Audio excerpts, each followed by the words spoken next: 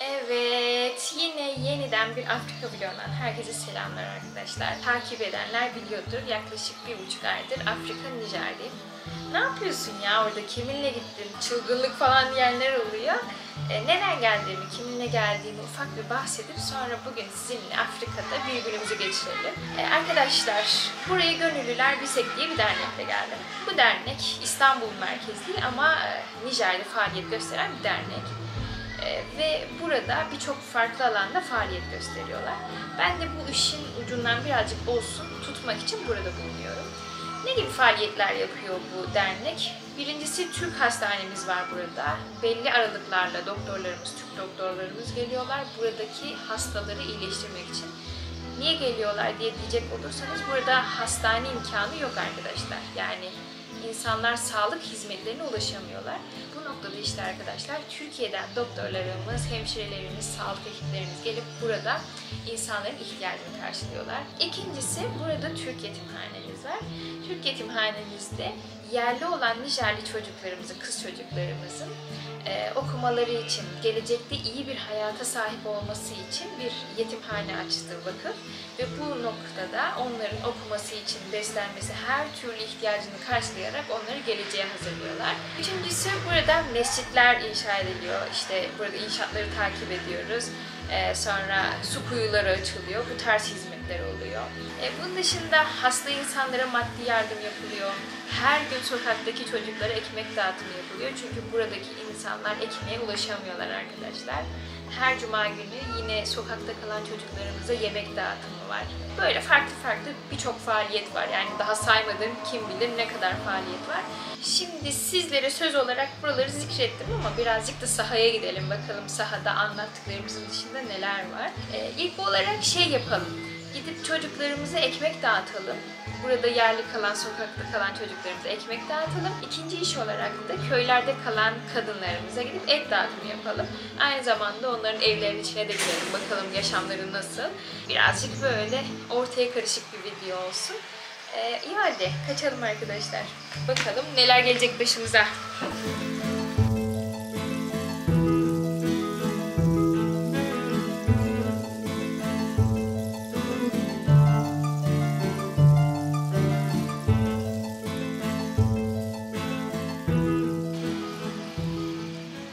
Arkadaşlar, burası bizim kaldığımız ev.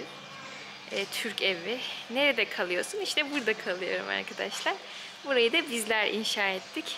Hemen şöyle bir boş alanımız var. Şu görmüş olduğumuz odaların her biri buradaki depolar. Bakın şöyle şuradan gittiğimiz zaman şu surlarla çevrili, bakın şöyle göstereyim. Surlarla çevrili alanda Yusuf bizimle çalışıyor. Yusuf, selam vermek ister misin? Aleykümselam. Şöyle bakın, burada surlarla çevre alanın içinde yetimhanemiz var. Yetimhanemiz de şurada arkadaşlar. Koridordan çıktığımız zaman şöyle bir Türk yetimhanemiz var. Bu yetimhanemizde öğrencilerimiz okuyorlar arkadaşlar. Yatılı okup kalıyorlar. Burada yine öğrencilerimiz, bakın sınıflarımız var, derslerini gördükleri sınıflarımız. Bu boyamaları biz yaptık arkadaşlar geçen sene. Bayağı eğlenceli bir boyama işlemi olmuştu. Türkçe dersinden kalan yazılarımız var. Türkçe dersinde alıyorlar burada çocuklar. Günaydın. Günaydın. Günaydın. Günaydın. Ne yapıyorsunuz? Nasılsın? İyi misin? İyi misin? Sen nasılsın? İyiyim ben de. Hadi görüşürüz. Ufakça size buradaki yetimhanemizi de gösterdim arkadaşlar. Burada çocuklar okuyorlar ve hayata karışıyorlar. Size de göstermek istedim. Şimdi köylere gidelim arkadaşlar. Köylerde çünkü büyük hikayeler var. O kaldıkları evleri falan gördüğünüzde sizler de şaşıracaksınız muhtemelen. O halde vakit kaybetmeden hadi gidelim. Burası ise bizim hem tarım işiyle uğraştığımız alan hem de işte kurbanları falan kestiğimiz yer. Şimdi gidip oradan etlerimizi alacağız. Daha sonra dağıtmaya gideceğiz. Yanımda Aziz Papa. Selamun Aleyküm. Ben Seda Sekirite'yim. Estağfurullah. Bakın şimdi şöyle kurbanları yüklüyorlar arkadaşlar. Aziz, neyi düşünüyorsun böyle kara kara? Ya çok işim var. Nasıl yani bunlar dağıtıyoruz yani.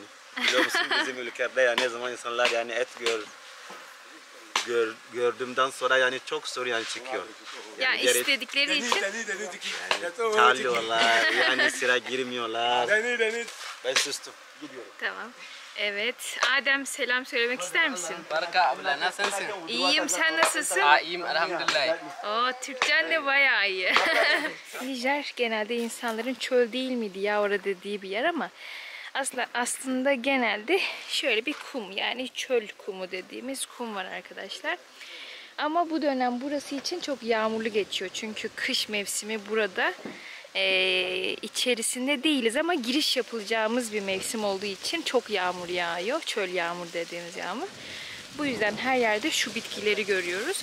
Bu bitki millet diye geçiyor ve şu bitkiyi gördüğünüz kısmı ezip un yapıyorlar. Ve böylelikle buradaki insanlar ekmeğe ulaşabiliyor. Bunlar fasulye. Evet. Bunlar fıstık. Bunlar fıstıklar bizde böyle yani görsün. Ana, fıstık. Yani Biraz havada yakından olmuş. çekebilir miyiz? Zo kadar. Adem. Bak, fıstık çıkıyor, fasulye çıkıyor, bir de şu çıkıyor arkadaşlar. Millet diye bir şey. Farklı farklı bitkileri yetiştirip burada çıkıyor mu çıkmıyor mu diye deneyip insanlara da bu tarım alanında bir alan yaratmak istiyoruz. Bu şekilde arkadaşlar, gördünüz, bunlar bile burası için bence çok büyük şeyler.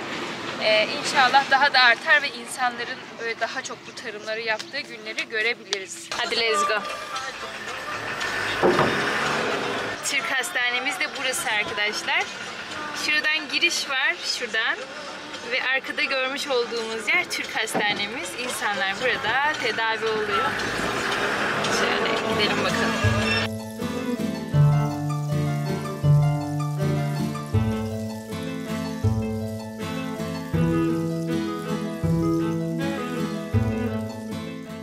Şu kadına et verebiliriz. Kuzo.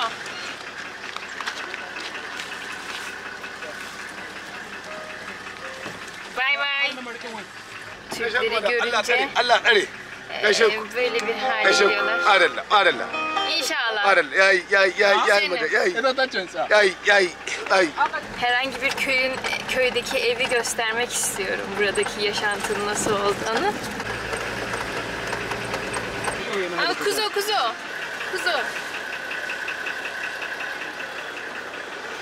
Peki kadın belki 15 yaşında, evli şu an hamileden, bakını taşıyor ona. Burada yani kadınlar yani çalışıyor, erkekler yani evde oturuyorlar. İşte Her şey yani kadınlar yani yapıyor. maalesef. Kadın dünyanın her yerinde aynı çalışkanlığıyla. Ne zaman yani bizim yani Yami'de erkekler yani çalışmıyor yani kadınlar onun karısını bırakıyor.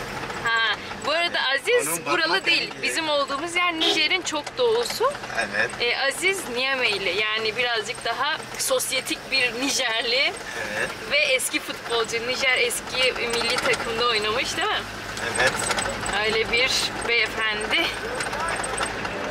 Hadi bakalım, sağ mı sol mu? Sağ seçelim. Yol fena güzel. Evet, şurada durabiliriz bence. Ha? Şöyle bir köye geldik. İnsanlar toplaşmaya başladılar. Aziz bana buranın yerli bir evini gösterecek, bakalım. Hello, selamünaleyküm. He, maşallah. Çok tatlı. Korktu. Beyaz olduğum için hemenden korkuyor. Olsun. Evet, orada gezi. Senlu. Senlu. Evet, bakın şöyle bir yer. Minnoş. Evler ya şu topraktan yapılıyor, bakın. Şöyle topraktan. Ya da çalılardan yapılıyor. Şöyle. Bu topraklar çok fazla yağmur yağdığında çok aşınıyor. Selamünaleyküm. Barka da aiki. Lahyalo. La. Kamar daki wanda ya gaza ne kuke abin nan ko? Babu Hausa ya. Ha? Babu Wanda Hausa. ruwa ke zuba wanda ya fada ko? Ha? Sennu. Şöyle bakın arkadaşlar. Bu bir ev mesela. ina zulan take. Şöyle çocuklar. Eh. Here. Bakın tavanı şu şekilde. Evler toprakla yapılıyor. Selamünaleyküm. Yavrum. Beni görürse korkar bence. Kalk bakalım. Taşı. Taşı. İyi mi? Hasta bence ya. Bak la yani. Hı? İmiş illenci, behillacın. Kata. Tane. Bakallah yani. Hı? İyi. Tu taşı. Şu an korktu benden bence. Kaka jut ulu baba kuma. Annesi nerede? Ina mu makataki. Ina. Çalışmaya mı İna ne gitmiş? gireyim? Ayki? Tarlayım. Annesi şu an bu serida. Böyle. Çok uzak şu yer. Kiminle kalıyor? Kuru akune annanga. Kuru anne ne zaman nanga?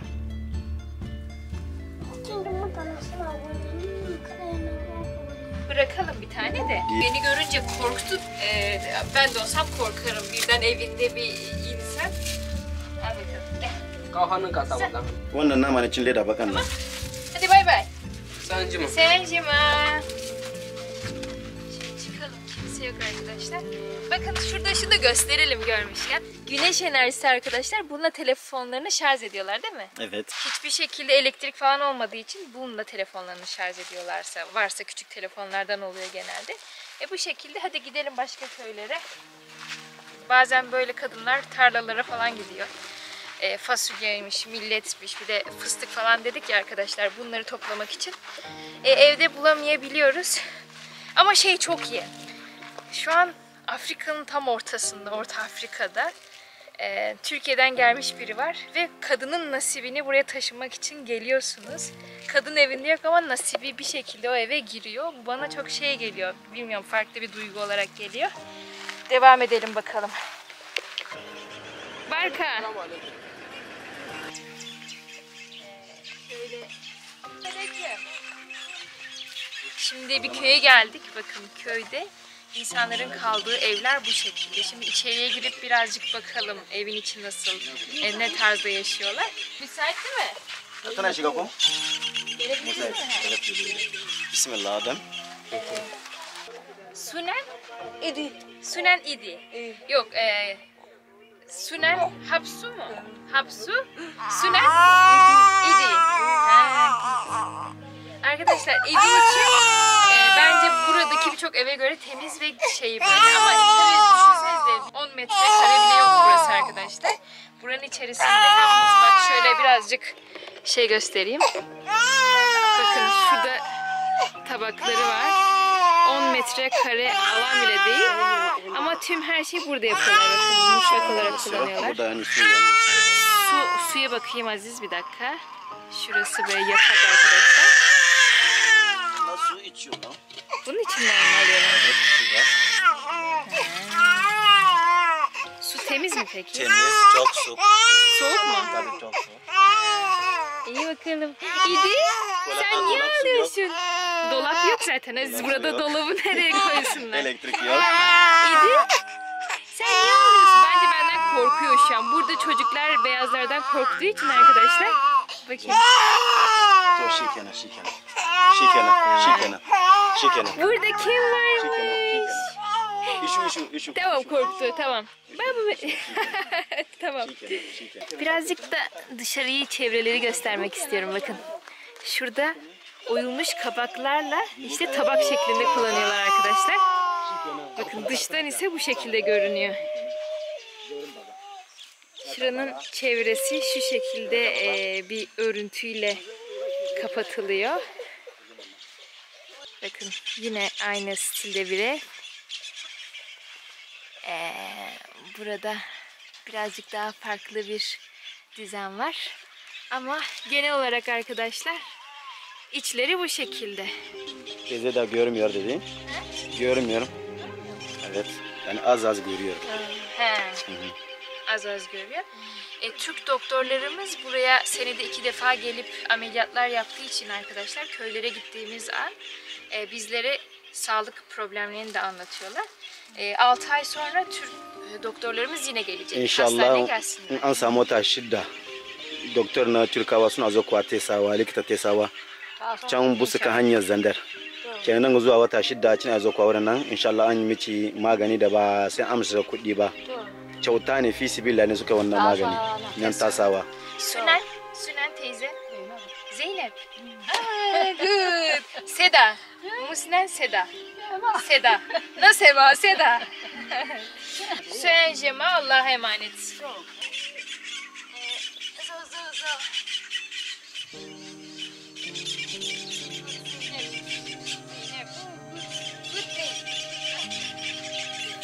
Evet.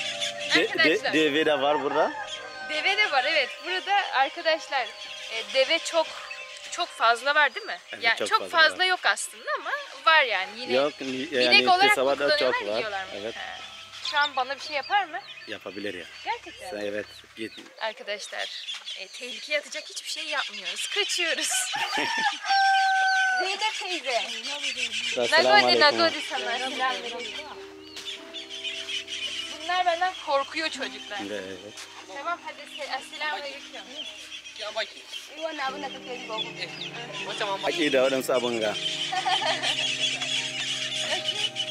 Tamam hadi. Selam. Assalamu Hadi Allah'a alaikum. emanet olun.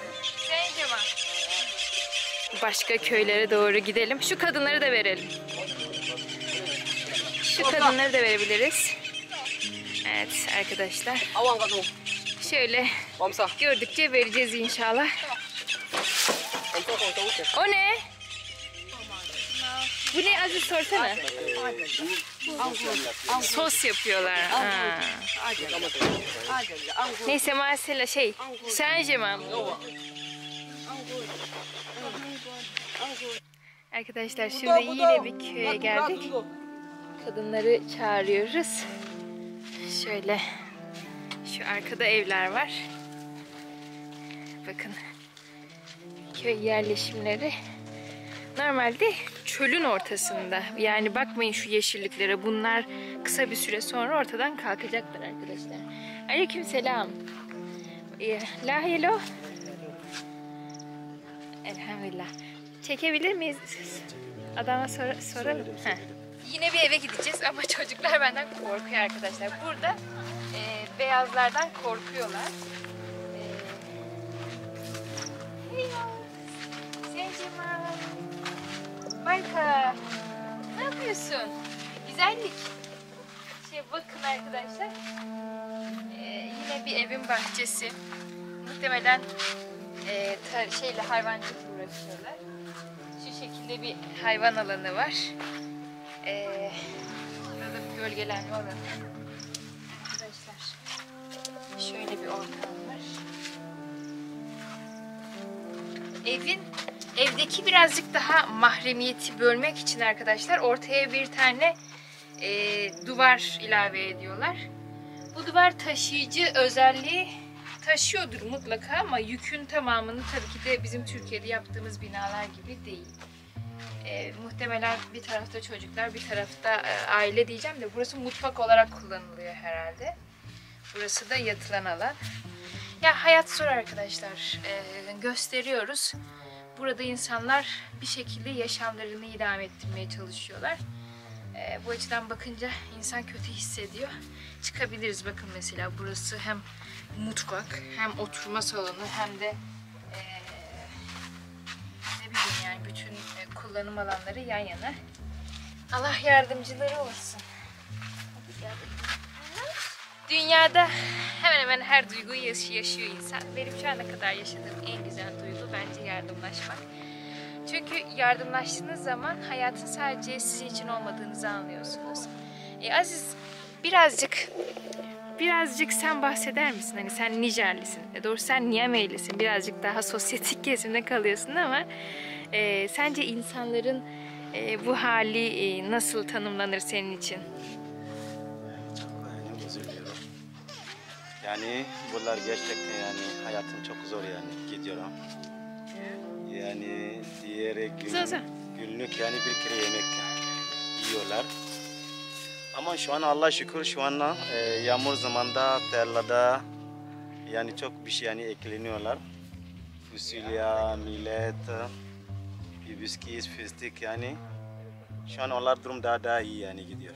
Ama İnşallah. onlar da yani şehirde gitmek yani istemiyorlar. Yani onlar sadece köyler yani kalmak yani istiyorlar. Bu da çok mutlu. Burada Mutlular mutlular yani bu Evet. yaşamdan da mutlular çok gerçekten. seviyorlar. Şöyle bakın şu an meraklı gözlerle ne yapıyor bunlar diye diyenlerden selamünaleyküm.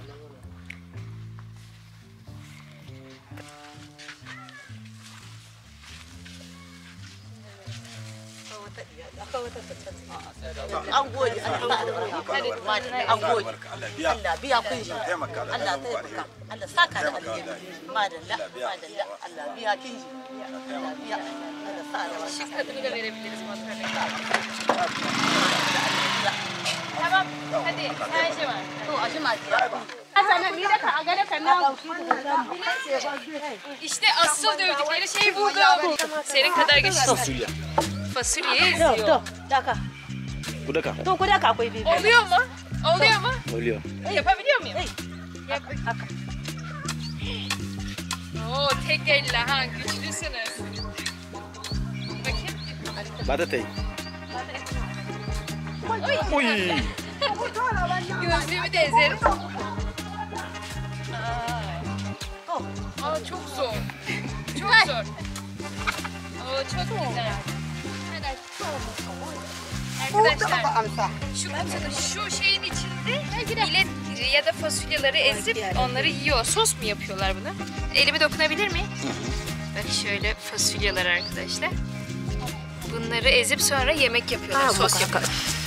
Ha, fasulyeleri ayıklıyorlar. Oo. Bak şöyle. Kuzo ku amsa. Kuzo kuzo. Kuzo. Mata kuzo. Kuzo mata kuzo. Kuzo. Kuzo. Ne yapıyorsun? Sen no. Sen Ya muke da dama. yakıcı. Da dama. Dezerma ne demek? İyi mi? Lahyelo. Wala mu da diyan. da yunwa Sai da yunwa. Babu Hausa. Ba hausa. Aşağı bön şey. Yunwa. Yan kuɗi a Peki. ba mu. Ha, Allah iyi sadece yani. Kuɗi yunwa. İşte yemek yaparsın artık. Bence şey yasa ta muku nama. To a gaishe. Tamam. Çok sağ olun.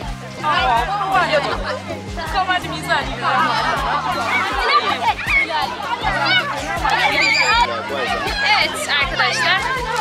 Bu şekilde köylerde dağıtımımızı da yapıyoruz. Yani günlük işleyişlerimizden biri de köydeki insanlara et ulaştırmak. Evet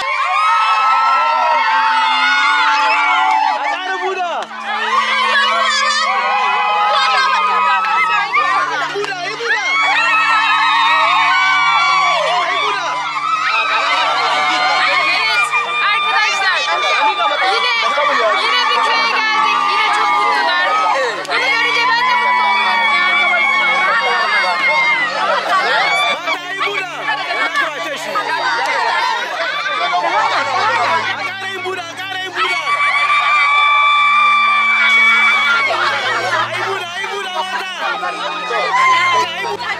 Ya şöyle düşünün bakın sağlayalar.